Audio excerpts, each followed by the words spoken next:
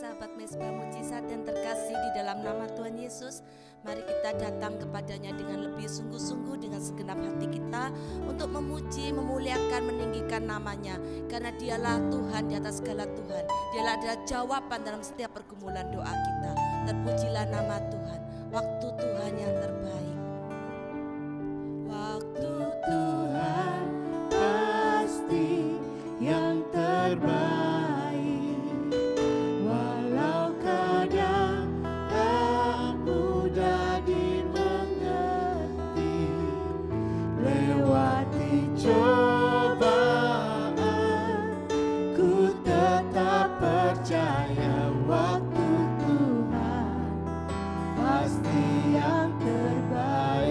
Waktu Tuhan yang terbaik dalam hidup kita.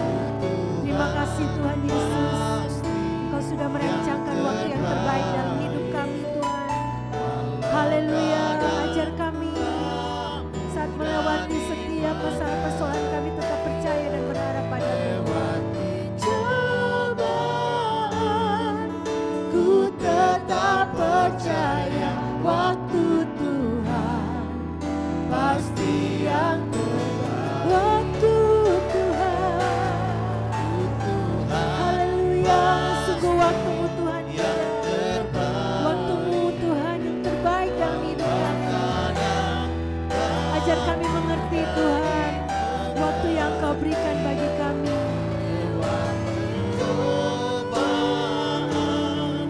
Ku tetap, ajar kami percaya kepadamu.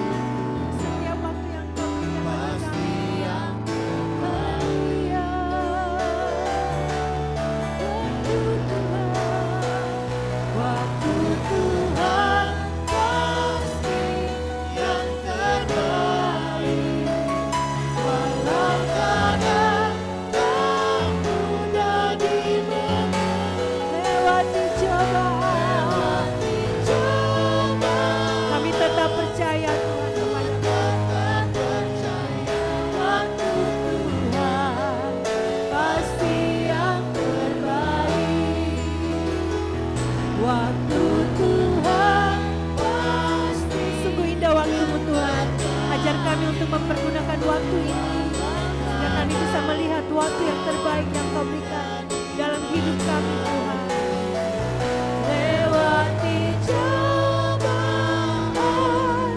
ku tetap percaya waktu Tuhan pasti bila kita tanya waktu Tuhan.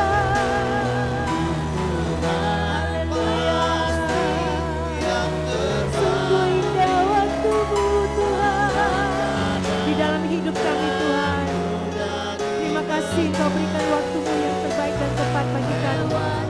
Ajar kami bersyukur Tuhan. Ku tetap percaya waktu Tuhan pasti yang terbaik. Lewati cobaan, lewati cobaan, ku tetap percaya waktu pasti yang terbaik. Lewati cobaan, ku tetap percaya waktu Tuhan pasti yang terbaik. Haleluya, waktu-Mu yang terbaik yang Kau berikan bagi kami. Waktu-Mu Tuhan indah, kami mengasihi Tuhan, kami menanti-nantikan Tuhan. Berikan kepada kami waktu-Mu Tuhan yang indah. Haleluya.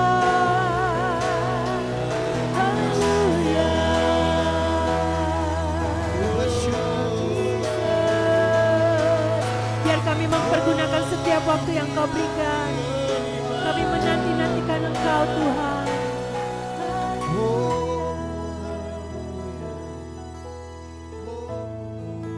Demikianlah firman Ya Tuhan membuat segala sesuatu indah pada waktunya. Bahkan Ia memberikan kekekalan dalam hati mereka. Betapa besarnya pekerjaan-pekerjaan-Mu ya Tuhan. Dan sangat dalamnya rancangan-rancangan-Mu. Sebab rancangan Tuhan bukanlah rancangan manusia. Dan jalan Tuhan bukanlah jalan manusia, bukanlah jalan Tuhan. Demikianlah firman Tuhan. Seperti tingginya langit dari bumi, demikianlah tingginya jalan Tuhan dari jalan manusia, dan rancangan Tuhan dari rancangan manusia. Orang yang mengenal nama-Mu percaya kepadamu Tuhan. Sebab tidak Kau tinggalkan orang yang mencari Engkau ya Tuhan. Haleluya. Terima kasih Yesus. Terima kasih Tuhan. Terima kasih Yesus. Waktu Tuhan yang terbaik untuk setiap kami. Terpuji Yesus mendengar lebih dari yang kudoakan. Yesus menjawab lebih dari yang kuharapkan. Dengan caranya di waktu yang tepat, ku kan melihat Dia jadikan semua. Mari katakan, Yesus mendengar. Kami mau menunggu waktu-Mu Tuhan, karena waktu-Mu yang terbaik, yang tepat bagi setiap kami. Berikan kami kekuatan Tuhan. Amin. Dengan caranya di waktu yang tepat, ku kan melihat Dia jadikan semua. Mari kita angkat pujian kita yang terbaik. Haleluya, katakan Yesus mendengar. Inilah Tuhan setiap doa-doa kami.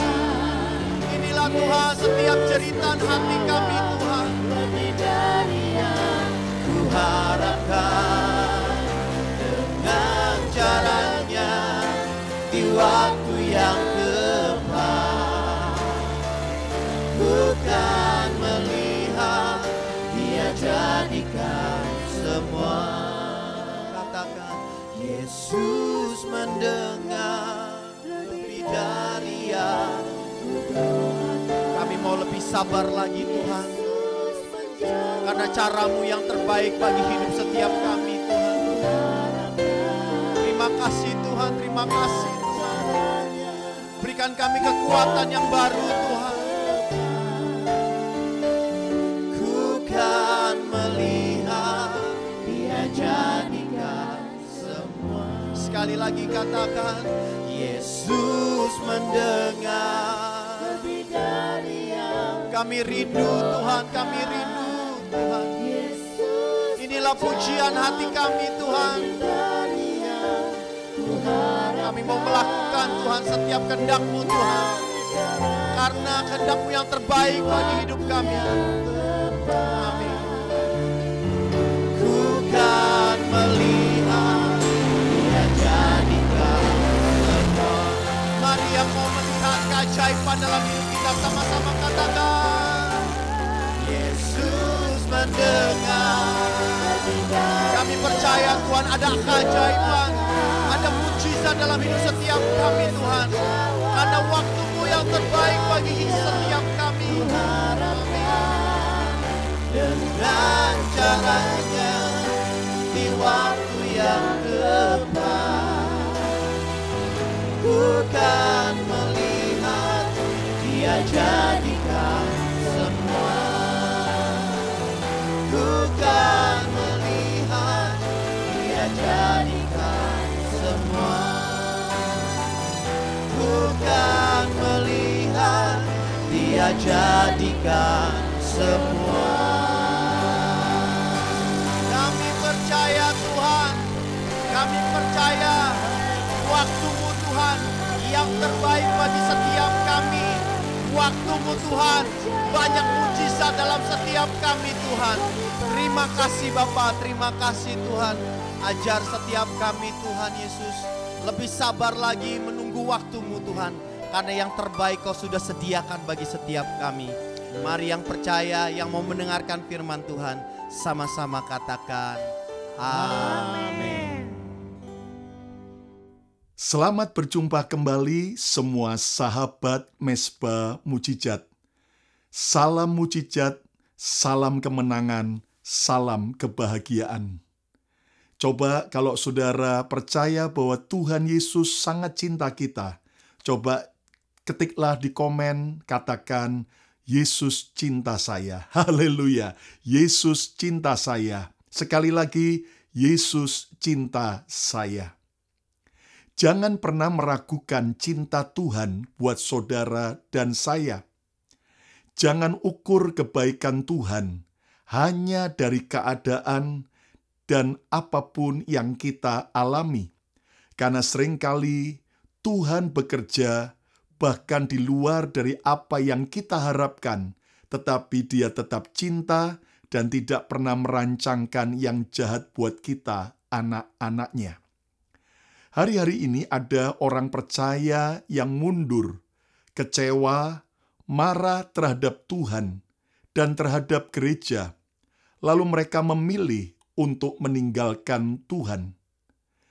Ada orang yang jadi pahit, kecewa lalu berkata, mengapa ia sudah mengikut Tuhan, tetapi pekerjaannya justru menurun?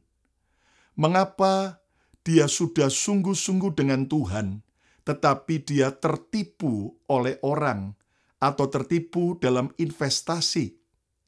Kalau Tuhan cinta kepada saya, mengapa saya mengalami sakit yang tidak kunjung sembuh? Kalau Tuhan betul-betul mengasihi saya, mengapa keluarga saya tidak bahagia, bahkan berantakan? Kalau memang Tuhan peduli dan cinta saya, mengapa pelayanan saya merosot dan sebagainya? Nah, saudara sekalian, ada banyak orang marah, kecewa, pahit terhadap Tuhan karena mereka melihat situasi dan keadaan yang mereka alami. Saudara sekalian, itu sebabnya hari ini kita akan belajar sebuah kebenaran firman dengan judul Jangan Salahkan Tuhan. Jangan salahkan Tuhan. Saudara sekalian, mari kita akan belajar bersama-sama. Seandainya benar-benar Tuhan itu mencintai kita, tetapi mengapa Tuhan izinkan yang buruk terjadi dalam hidup kita? Ketika saya merenungkan hal ini, saya mendapatkan bahwa Tuhan menjawab dari firman-Nya di dalam Amsal 19 ayat 2-3. Tanpa pengetahuan, kerajinan pun tidak baik. Orang yang tergesa-gesa akan salah langkah. Ayat 3, kebodohan menyesatkan jalan orang, lalu gusarlah hatinya terhadap Tuhan. Lihat ayat ini berkata bahwa orang yang rajin, tetapi saudaraku, dia kalau tidak punya hikmat, tetapi dia hidup dalam kebodohan, maka langkah dan keputusannya yang tergesa-gesa bisa salah. Bahkan kebodohan akan menyesatkan jalan orang. Tapi sedihnya, lalu dia gusar terhadap Tuhan. Saudara, ayat ini dalam Amsal 19 ayat 2-3, dalam terjemahan Indonesia bahasa sehari-hari, dikatakan, kerajinan tanpa pengetahuan tidak baik. Orang yang tergesa-gesa akan membuat kesalahan. Saudara rajin berdoa, rajin beribadah, rajin baca Alkitab, rajin melayani, rajin memberi, itu bagus. Tetapi ayat ini berkata, kerajinan tanpa pengetahuan tidak baik. Orang yang tergesa-gesa akan membuat kesalahan. Ayat 3. manusia merugikan diri sendiri oleh kebodohannya, kemudian menyalahkan Tuhan atas hal itu. Nah, ini persoalannya. Manusia merugikan diri sendiri karena kebodohannya, tapi ujung-ujungnya lalu menyalahkan Tuhan atas kerugian yang dia alami. Nah, kita harus mengerti bahwa inilah masalahnya, karena kita bodoh. Saya coba baca ayat ini, Amsal 19 ayat 2-3, dalam sebuah terjemahan bahasa Inggris NLT version, New Living Translation. Dikatakan, enthusiasm without knowledge is not good. Sebuah semangat tanpa sebuah pengetahuan tidak baik. Haste makes mistake. Sebuah tindakan yang buru-buru itu akan membawa kepada kesalahan. Ayat 3, people ruin their lives by their own foolishness and then are angry at the Lord. Orang hancur dalam hidupnya karena kebodohannya sendiri. Lalu mereka jadi marah dengan Tuhan. Lah, ini persoalannya. Jangan marah dengan Tuhan. Ayo coba kliklah di chat, katakan jangan marah dengan Tuhan. Ayo coba katakan jangan marah dengan Tuhan. Jangan marah dengan Tuhan. Nah, ada banyak orang karena kebodohannya sendiri, lalu mereka marah dan menyalahkan Tuhan. Saya coba baca dalam Amsal 19 ayat 3 dalam sebuah terjemahan The Message Bible. Dikatakan, people ruin their lives by their own stupidity. Orang hancur karena kebodohannya sendiri. So why does God always get blamed? Dan kenapa Tuhan yang selalu disalahkan? Ini loh saudaraku, ternyata Alkitab menjelaskan ada orang hancur hidupnya bukan karena mereka kurang rajin, mereka sudah rajin. Tapi kalau mereka bodoh, mereka bisa mengalami kerugian. Alkitab menjelaskan orang bisa hancur hidupnya bukan karena mereka kurang beriman, bukan karena mereka kurang percaya kepada Tuhan, tetapi karena kebodohan mereka, mereka bisa mengalami kehancuran. Bukan karena mereka kurang setia kepada Tuhan, tetapi mereka karena kurang hikmat, mereka bisa mengalami kehancuran.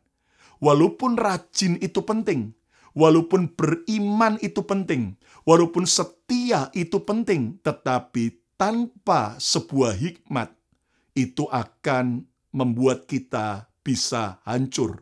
Jadi ternyata dari ayat ini kita bisa menyimpulkan, orang hancur itu seringkali karena kebodohannya sendiri. Nah, banyak orang rugi dalam usahanya, bisnisnya. Orang investasi lalu ketipu dalam sebuah investasi bodong. Itu kenapa? Karena bukan karena kurang doa, tapi karena kebodohannya sendiri. Ada orang, ya keluarganya berantakan, keluarganya tidak harmonis, bukan karena kurang beriman, bukan karena dia kurang setia pada Tuhan, tapi karena kebodohannya. Ada orang sakit, bukan karena Tuhan yang membiarkan dia sakit, bukan karena ternyata, saudaraku, dia kurang memberi kepada pekerjaan Tuhan, tetapi karena kebodohannya. Nah, di sini kita tahu jawabannya. Ada orang hancur, ada orang rugi, ada orang mengalami keadaan yang tidak baik karena kurang berpengetahuan dan kurang berhikmat. Ayo coba kliklah di komen di live chat, katakan saya harus berpengetahuan dan berhikmat. Nah, ayo coba kliklah, katakan saya harus berpengetahuan dan berhikmat. Sekali lagi, saya harus berpengetahuan dan berhikmat. Sedihnya ayat ini mengatakan orang-orang itu yang karena kebodohannya lalu hancur, akhirnya ujung-ujungnya menyalahkan Tuhan, menyalahkan gereja, menyalahkan hamba Tuhan, lalu ujung-ujungnya dia kecewa dengan Tuhan, dia marah, dan akhirnya meninggalkan Tuhan. Nah, ini hati-hati saudaraku. Inilah sebuah tipuan iblis di akhir zaman yang kita harus waspadai. Contoh, ada orang menikah hanya terkesima, terkecoh karena kekayaan daripada pasangannya, karena kecantikannya, tetapi tidak bahagia dalam pernikahannya. Lalu ujung-ujungnya menyalahkan Tuhan. Kalau Tuhan cinta, kenapa pernikahan saya tidak bahagia? Padahal ternyata, saudaraku, dia tidak melibatkan Tuhan. Dia tidak tahu bagaimana cara menjalankan sebuah pernikahan, berfungsi sebagai suami yang baik, atau berfungsi sebagai istri yang baik. Lalu ujung-ujungnya karena kebodohannya sendiri, lalu dia menyalahkan Tuhan. Ada orang tertipu investasi bodong, lalu kemudian menyalahkan Tuhan. Padahal dia sudah berkata, Tuhan, saya sudah bernasar, kalau saya dapat keuntungan dari investasi ini, saya akan memberi untuk pekerjaan Tuhan lebih besar lagi. Tetapi ternyata bukan masalah, saudaraku, Tuhan tidak menjawab doanya, tapi investasinya yang salah. Karena dia kurang berpengetahuan. Ada orang sakit, ternyata karena gaya hidupnya ngawur. Tidak pernah olahraga, tidak menjaga pola makan yang sehat, tidak menjaga pola hidup yang sehat, lalu menyalahkan Tuhan. Ada orang yang memperlakukan keluarganya buruk sekali. Kasar, keras, diktator, sehingga keluarganya akhirnya berontak dan berantakan, lalu dia menyalahkan Tuhan. Ada pelayanan tidak maju karena cara melayaninya buruk, lalu kemudian ujung-ujungnya kecewa dan menyalahkan Tuhan. Nah, hari ini saudaraku, mari kita belajar jangan menyalahkan Tuhan. Ayo coba kliklah di komen, katakan, saya tidak mau menyalahkan Tuhan. Sekali lagi, saya tidak mau menyalahkan Tuhan. Sekali lagi, saya tidak mau menyalahkan Tuhan. Nah, cara untuk kita tidak suka menyalahkan Tuhan bagaimana? Rahasia yang pertama adalah bertanggung jawablah. Haleluya. Bertanggung jawablah. Jangan bermental sebagai korban. Jangan bermental sebagai victim. Sehingga akhirnya ketika keadaan buruk kita alami, kegagalan, kehancuran, lalu kita sibuk berkata, aku cuman korban. Oh, ini gara-gara orang lain.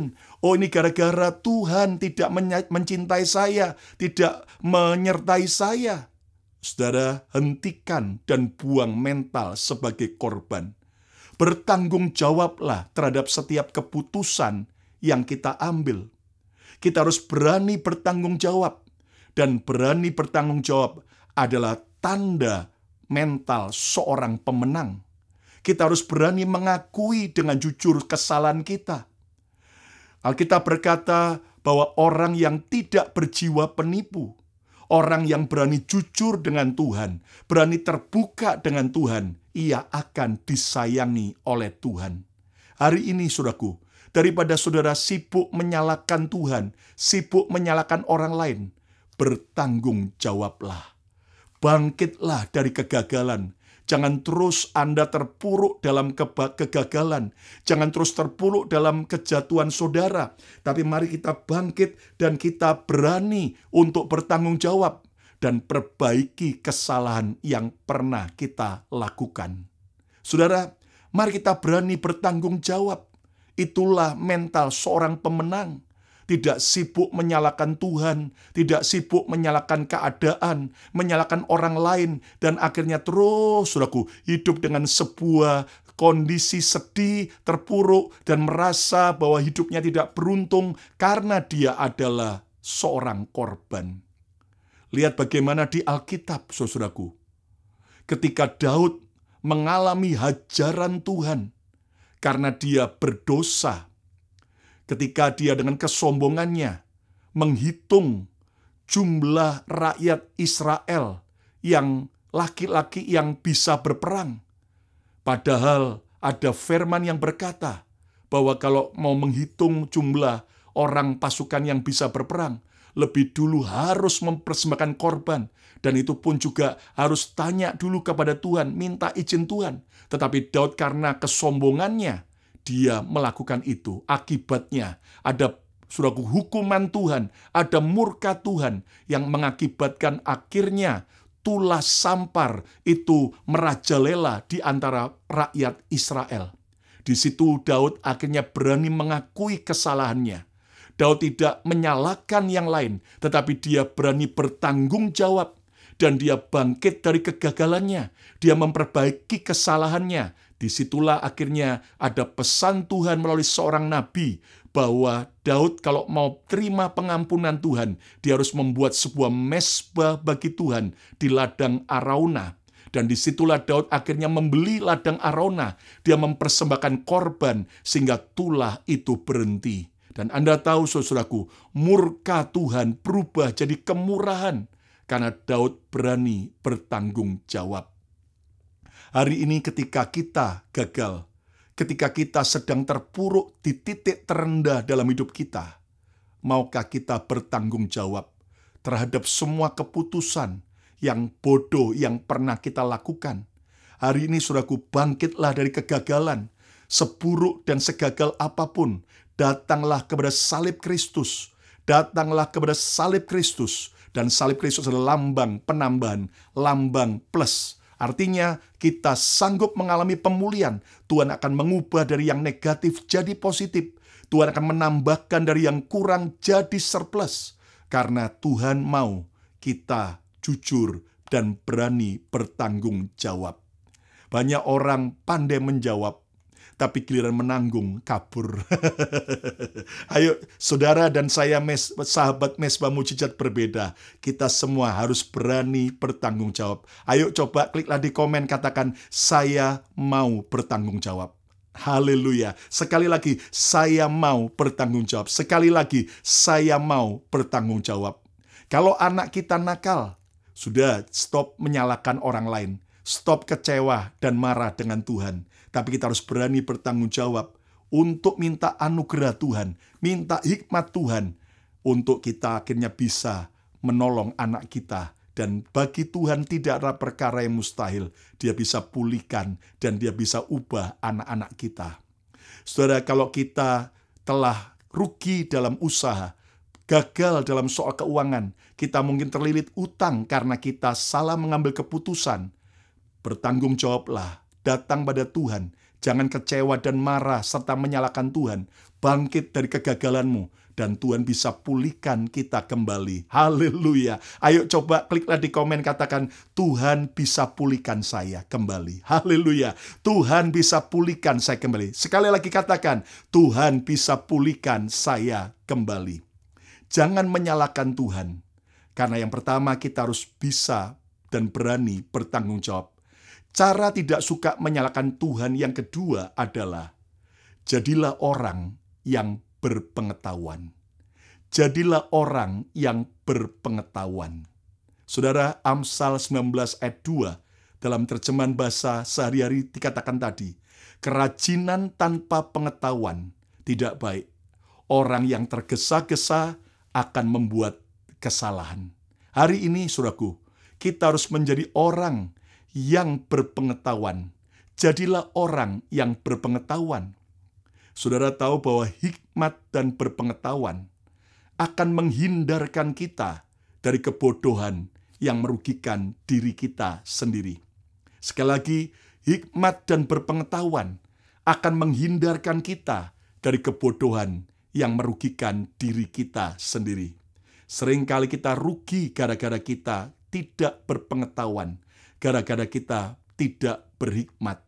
Contoh, saudaraku, berapa banyak, saudaraku, orang yang kurang berpengetahuan tentang kesehatan, lalu dia melakukan apa yang salah dalam soal kesehatan, akibatnya dia mengalami kerugian. Contoh, sudah tahu usianya sudah semakin lanjut, tapi terus, saudaraku, dia memaksa untuk olahraga yang keras, baik itu mungkin bulu tangkis, sepeda balap yang dengan jarak yang jauh dan kecepatan yang tinggi, atau lari, saudaraku, dengan kecepatan tinggi.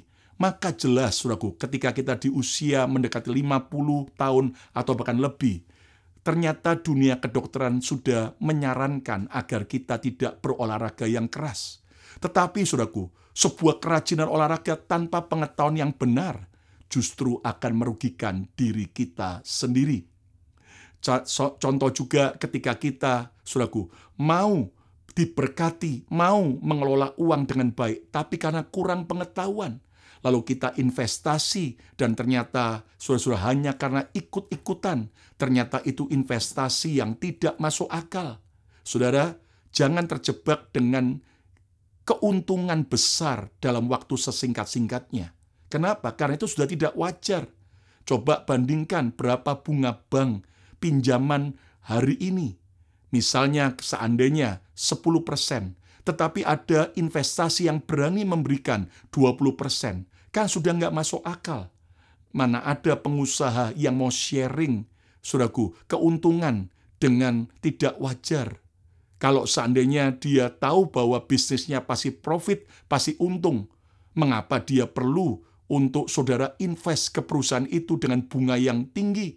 Jelas lebih baik dia pinjam dari bank dan dia akan untung lebih besar. Jadi kalau sampai ada investasi yang tidak masuk akal keuntungannya, justru Anda harus berhati-hati, saudaraku. Kenapa? Dua hal. Berarti dia adalah scam atau sebuah tipuan. Tapi yang kedua, berarti perusahaan itu tidak dipercaya oleh bank. Itu sebabnya dia cari investor yang akhirnya justru, saudaraku, menjebak orang kepada penipuan. Amsal 24 ayat yang kelima. Orang yang bijak lebih berwibawa daripada orang kuat. Juga orang yang berpengetahuan daripada orang yang tegap kuat. Wow, ternyata orang yang berpengetahuan itu akan lebih berwibawa daripada orang yang tegap kuat. Saudara, kita boleh pendidikan kita tidak terlalu tinggi. Tetapi kalau kita berpengetahuan luas, kita punya wawasan yang luas, maka jelas kita akan, saudaraku, mengalami sebuah keberhasilan. Nah, saudara mungkin ada saudara yang berkata, tapi Pastor Lukas, saya tidak berpendidikan tinggi. Nggak masalah, asal kita terus mau rajin membaca, rajin mendengar, rajin kemudian belajar, maka itu akan menambah pengetahuan kita. Bahkan Hosea berkata, umatku binasa karena kurang berpengetahuan. Nah, ayo katakan di chat atau di komen, katakan, saya harus berhikmat dan berpengetahuan. Haleluya. Sekali lagi, saya harus berhikmat dan berpengetahuan. Sekali lagi, saya harus berhikmat dan berpengetahuan. Kita harus berpengetahuan dalam bidang yang kita perlukan. Kita harus belajar berpengetahuan dalam soal kesehatan. Walaupun kita bukan tenaga medis, tapi minimal, saudaraku, berpengetahuan dalam soal kesehatan. Kita juga harus belajar berpengetahuan dalam soal keluarga, dalam soal pernikahan. Sudah bisa banyak cari dari YouTube, khotbah-khotbah soal pernikahan, buku-buku yang Anda bisa baca tentang keluarga. Lalu kita juga harus berpengetahuan dalam bidang pekerjaan yang kita tekuni, dalam soal investasi, berpengetahuan dalam soal pelayanan, saudaraku, sehingga kita tidak hidup dalam kebodohan. Saudaraku, itu caranya agar kita akhirnya tidak terjebak dalam kebodohan, suka membaca dan mendengar, bertanya kepada mereka yang lebih ahli di bidangnya daripada kita, dan terus mau belajar. Ayo katakan, coba kliklah di komen, di live chat, katakan, saya harus rajin belajar. Haleluya. Saya harus rajin belajar. Sekali lagi, saya harus rajin belajar. Yang ketiga, yang terakhir, cara agar kita tidak suka menyalahkan Tuhan, andalkan Tuhan saat menghadapi masa sulit. Andalkan Tuhan saat menghadapi masa sulit. Memang mungkin kita telah buat kebodohan. Kita telah membuat keputusan-keputusan yang salah dan bodoh. Dalam keluarga kita, dalam pekerjaan, pelayanan, kesehatan, dan sebagainya. Tetapi, saudaraku, andalkan Tuhan saat kita sedang menghadapi masa sulit. Lihat bagaimana Naomi dan Ruth. Walaupun Naomi sempat pahit kepada Tuhan, tetapi lihat bagaimana Naomi dan Ruth akhirnya kembali ke Bethlehem dalam keadaan hancur. Tetapi sehancur-hancurnya Naomi dan Ruth, saat mereka kehilangan kekayaan, kehilangan suami, kehilangan anak, Tetapi saat mereka kembali ke Bethlehem, Bethlehem adalah gambaran Yesus karena arti Bethlehem adalah rumah roti. Yesus adalah roti yang turun dari surga. Saat kita hancur asal balik ke Bethlehem kita, kembali kepada Yesus, akhirnya Tuhan bisa pulihkan kehidupan mereka. Mazmur 18 ayat 30. Karena dengan Engkau, dengan Tuhan, aku berani menghadapi gerombolan, dan dengan Allahku, aku berani melompati tembok. Haleluya. Hari ini gerombolan-gerombolan masalah apa yang sedang kita hadapi? Bersama Tuhan, hadapi masa sulit. Dikatakan karena dengan Tuhan aku berani menghadapi gerombolan. Dan dengan Allahku aku berani melompati tembok. Hari ini tembok kesulitan apa yang sedang ada dalam hidup saudara? Kita lompati, kita taklukkan tembok-tembok masalah kita dengan Tuhan. Hadapi masa sulit, andalkan Tuhan, dan lihat bersama Tuhan, masa sukar akan diubah menjadi masa kemuliaan. Bersama dengan Tuhan, lembah air mata akan diubah oleh Tuhan menjadi kebun buah-buahan. Haleluya. Ayo coba kliklah di komen, katakan, aku mau menghadapi masa sulit bersama Tuhan. Aku mau menghadapi masa sulit bersama Tuhan. Sekali lagi, aku mau menghadapi masa sulit bersama Tuhan.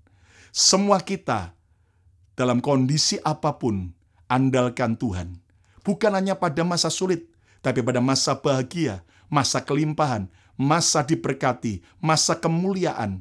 Terus andalkan Tuhan. Diberkatilah orang yang mengandalkan Tuhan. Hari ini, jangan lagi salahkan Tuhan. Jangan suka berkata, Tuhan kejam. Dan Anda akhirnya kecewa, marah. Kemudian Anda menjadi orang yang akhirnya pahit dari Tuhan, pahit dengan gereja dan tinggalkan Tuhan. Jangan. Hari ini ternyata firman menjawab buat kita. Kerajinan tanpa pengetahuan itu akan sia-sia. Kita harus menjadi orang yang berpengetahuan. Kita harus menjadi orang yang berhikmat dan jangan suka menyalahkan Tuhan. Sekali lagi coba kliklah di komen, katakan, saya tidak mau menyalahkan Tuhan lagi. Haleluya. Saya tidak mau menyalahkan Tuhan lagi. Sekali lagi coba klik di komen, saya tidak mau lagi menyalahkan Tuhan. Nah, cara agar kita tidak suka menyalahkan Tuhan. Yang pertama, bertanggung jawablah. Apapun kondisi kita hari ini, apapun keadaan kita hari ini, jangan lagi menyalahkan Tuhan dan orang lain, tapi bertanggung jawablah dengan hidup kita. Yang kedua, jadilah orang yang berpengetahuan. Terus belajar, terus berhikmat, tambah pengetahuan, tanya kepada orang-orang yang ahli di bidangnya. Dan yang ketiga, andalkan Tuhan saat menghadapi masa sulit. Saya percaya bahwa orang yang mengandalkan Tuhan, maka tangan Tuhan yang ajaib akan turun dan membela dan mengangkat kita dan membuat kita mengalami pemulihan yang ajaib. Katakan bersama saya, coba kliklah di komen, katakan, saya mau andalkan Tuhan. Haleluya, saya mau andalkan Tuhan. Amin, amin. Yuk kita berdoa bersama-sama. Tuhan Yesus, ampuni kalau seringkali kami suka menyalahkan Tuhan. Kalau ada di antara kami yang sedang kecewa, tawar hati, pahit, karena kami menuduh Tuhan kejam. Padahal sekarang firman-Mu menjelaskan buat kami.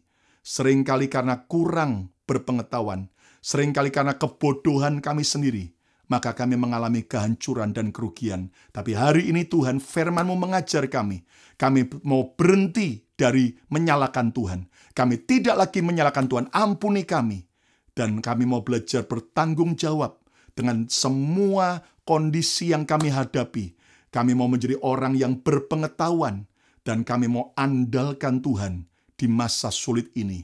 Kami percaya kalau Tuhan bisa pulihkan kembali Ruth, Tuhan bisa pulihkan kembali Naomi, Tuhan yang sama bisa pulihkan dan angkat setiap hidup kami. Berkati setiap sahabat Mesbah Mujizat. Kalau ada yang sakit, mari, kalau ada saudara yang sakit, taruhlah tanganmu di tempat yang sakit dengan iman. Di dalam nama Yesus, biar kuasa kesembuhan oleh kuasa darah Yesus mengalir, menyembuhkan dalam nama Yesus. Dan kalau ada keluarga Mesbah Mujizat yang sedang mengalami masalah ekonomi, terlilit utang, pekerjaan yang merugi, atau belum punya pekerjaan, Tuhan buka jalan, Tuhan pulihkan. Engkau Tuhan yang memberkati kami. Dan kalau ada yang mengalami masalah ekonomi, masalah keluarga, masalah kesehatan, masalah apapun juga, masalah pelayanan, Tuhan yang menjamah dan memulihkan. Berkati setiap kami, bebaskan kami dari kebiasaan suka menyalahkan Tuhan, suka bermental korban, dan kami mau bangkit bersama dengan Tuhan. Tidak ada perkara yang mustahil. Berkati setiap kami. Mari angkat tangan saudara, terimalah berkat yang terbaik, berkat Bapa, Putra, dan Roh Kudus. Berkat di dalam nama Tuhan Yesus Kristus. Turun menyertai saudara, memberkati saudara mulai hari ini, bahkan sampai selama-lamanya. Yang percaya diberkati Tuhan, sama-sama katakan, amin, amin, amin, amin. Jangan pernah lagi menyalahkan Tuhan, Dia tetap Tuhan yang baik selama-lamanya. Kalau ada saudara yang belum percaya Yesus, terimalah Yesus sebagai Tuhan dan Juru Selamat saudara. Kalau ada saudara yang sudah jauh mundur dari Tuhan, kembalilah kepada Yesus. Kembalilah datang ke gereja, ke rumah Tuhan beribadah. Dan saudara, kalau Anda diberkati dengan program Mesbah Mujizat ini, tolong Anda bisa subscribe YouTube channel Bethany Miracle Center. Anda bisa like, Anda bisa komen, dan Anda juga bisa share kepada teman-teman saudara. Dan kalau ada permohonan doa serta kesaksian, silakan email dan juga WhatsApp ataupun komen. Kami akan mendoakan dan kesaksian saudara akan kami saksikan. Dan saudara, tiap hari, Senin, Selasa, Rabu, Kamis, Jumat, setiap hari jam 7 malam, program Bethany Miracle Center di YouTube channel ini akan selalu hadir dengan berbagai acara yang akan memberkati saudara. Ikuti secara live kalau Anda bisa, tetapi kalau Anda tidak bisa, Anda bisa lihat nanti rekamannya dan share kepada teman-teman yang lain. Dan hari Minggu, setiap hari Minggu, jam 6.50 malam waktu Jakarta. Dan juga setiap jam 8.50 malam waktu Jakarta, kami akan ada hadir di YouTube channel Bethany Miracle Center dalam ibadah online secara live dari Gereja Bethany Miracle Center yang ada di kota Philadelphia, Pennsylvania, Amerika. Dan kami rindu kita terus membangun kedekatan lebih lagi. Tolong Anda bisa add di Instagram saya, Lukas Kusuma. Instagram Lukas Kusuma atau di Bethany Miracle Center. Bethany Miracle Center. Dan Anda juga bisa add di Facebook Bethany Church supaya kita bisa terus update dengan setiap saudara. Dan saya yakin bersama dengan Tuhan, masa sulit akan diubah menjadi masa kemuliaan. Dan ingat, kalau Anda sudah diberkati, Anda dipulihkan, jadilah saksi Tuhan dimanapun Anda berada. Jangan pernah menjauh dari Tuhan, teruslah mendekat pada Tuhan. Shalom, shalom, Tuhan Yesus memberkati.